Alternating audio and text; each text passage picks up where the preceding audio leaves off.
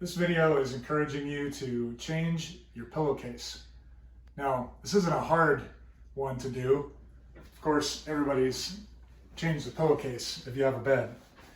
But the reason I'm doing this video is because a lot of us don't change our pillowcases. I change my pillowcase every week. There's a couple reasons why. One, you get a lot of oils on your pillowcase by sleeping on your pillow every single night and grinding your face into it, which has oil on it, even if you've showered and you're fairly clean.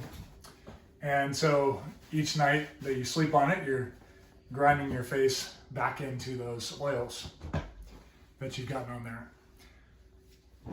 Number two, you want to change your pillowcase because of pollen.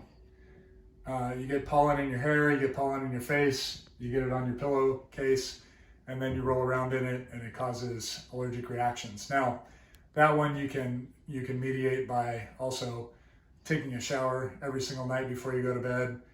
If you're not going to take a shower, at least wash your hair, because even walking around outside, even though you may not think, you're walking under trees or things like that, there's pollens and dust and things like that in the air all the time, getting on your hair and then going on your pillowcase. So that's it. Change your pillowcase at least once a week.